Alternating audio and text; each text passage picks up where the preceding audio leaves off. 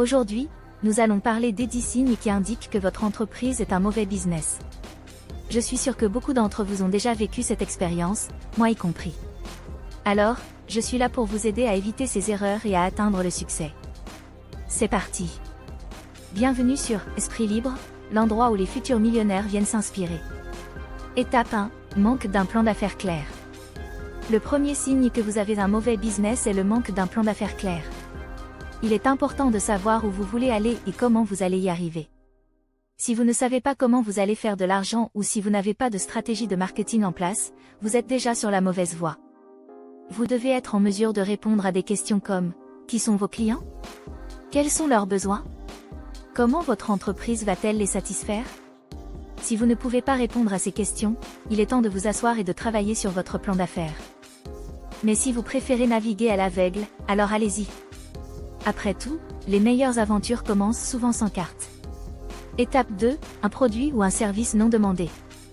Le deuxième signe que vous avez un mauvais business est lorsque vous offrez un produit ou un service qui n'est pas demandé. Vous pouvez avoir la meilleure idée au monde, mais si personne ne veut l'acheter, vous êtes dans l'impasse. Il est important de faire des recherches sur le marché pour comprendre les besoins des clients.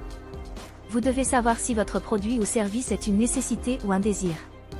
Si vous ne pouvez pas répondre à ces questions, il est temps de revoir votre offre. Mais si vous voulez offrir quelque chose que personne ne veut, allez-y. Vous pouvez toujours utiliser votre produit comme porte-savon ou votre service pour vos amis et votre famille. Étape 3, une mauvaise gestion financière. Le troisième signe que vous avez un mauvais business est une mauvaise gestion financière. Si vous ne gérez pas bien vos finances, vous risquez de vous retrouver dans une situation difficile. Il est important d'avoir une vue d'ensemble de vos revenus et de vos dépenses. Si vous ne pouvez pas garder une trace précise de vos finances, vous ne saurez jamais si vous êtes en train de perdre de l'argent ou si vous pouvez vous permettre de prendre des risques. Mais si vous voulez voir votre argent s'envoler, allez-y. C'est votre entreprise après tout. Vous pouvez toujours essayer de gagner de l'argent en jouant à la roulette ou en investissant dans des actions sans faire de recherche.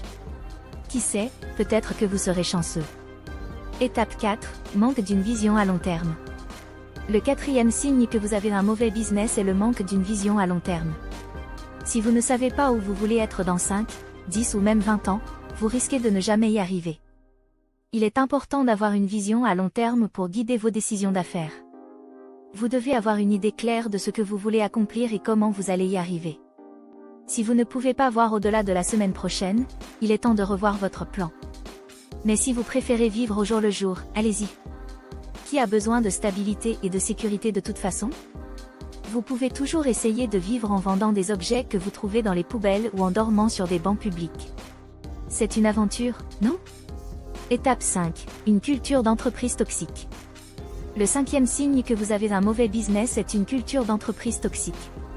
Si vous et vos employés ne pouvez pas travailler ensemble dans un environnement sain, vous n'irez nulle part.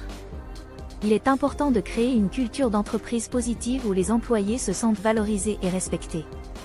Si vous ne pouvez pas créer un environnement de travail qui encourage la collaboration et la communication, vous risquez de perdre des employés talentueux.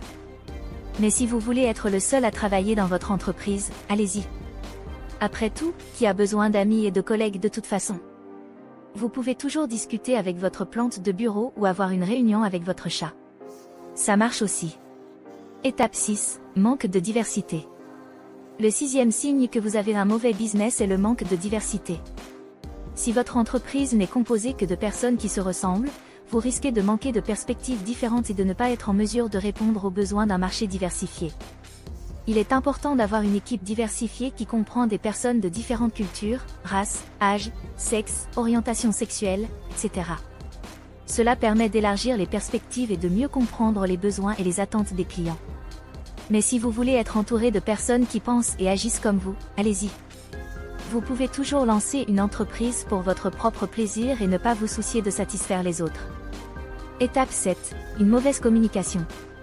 Le septième signe que vous avez un mauvais business est une mauvaise communication. Si vous ne pouvez pas communiquer clairement avec vos employés, vos clients ou vos partenaires, vous risquez de perdre des occasions d'affaires importantes. Il est important d'avoir une communication claire et efficace, que ce soit à travers des réunions en personne, des appels téléphoniques, des emails ou des messages instantanés. Si vous ne pouvez pas transmettre vos idées et vos attentes clairement, vous risquez de perdre du temps et de l'argent. Plan d'ensemble de la caméra pour montrer la pièce, puis retour sur moi avec un sourire ironique. Mais si vous voulez être un mystère pour tout le monde, allez-y. Vous pouvez toujours vous lancer dans un business secret et faire croire que vous êtes un espion international. Étape 8, une faible présence en ligne. Le 8e signe que vous avez un mauvais business est une faible présence en ligne. Aujourd'hui, la plupart des gens recherchent des produits et des services en ligne, donc si votre entreprise n'a pas de présence en ligne, vous risquez de passer à côté de clients potentiels. Il est important d'avoir un site web professionnel et des comptes de médias sociaux actifs pour que les gens puissent vous trouver facilement. Si vous n'avez pas de présence en ligne, vous manquez une occasion importante de faire connaître votre entreprise. Mais si vous voulez être invisible sur Internet, allez-y. Vous pouvez toujours distribuer des flyers à la vieille école et espérer que les gens vous trouvent. Étape 9, une stratégie de marketing faible ou inexistante. Le 9e signe que vous avez un mauvais business est une stratégie de marketing faible ou inexistante. Même si vous avez le meilleur produit ou service, si personne ne sait que vous existez, vous n'avez pas de business.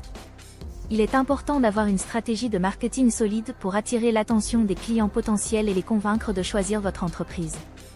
Cela peut inclure des publicités en ligne, du référencement, des événements promotionnels et plus encore.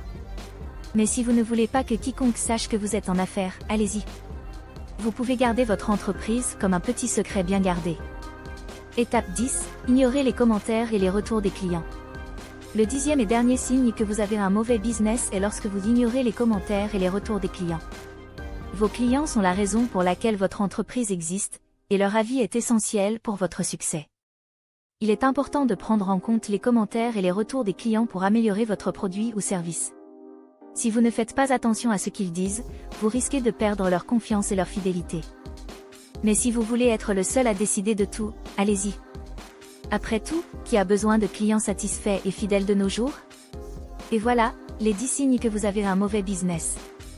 J'espère que cela vous a aidé à éviter les erreurs courantes et à construire une entreprise prospère. Mais n'oubliez pas, l'entrepreneuriat est un voyage et même les meilleurs plans peuvent parfois échouer. Ne vous découragez pas et continuez à travailler dur pour atteindre vos objectifs.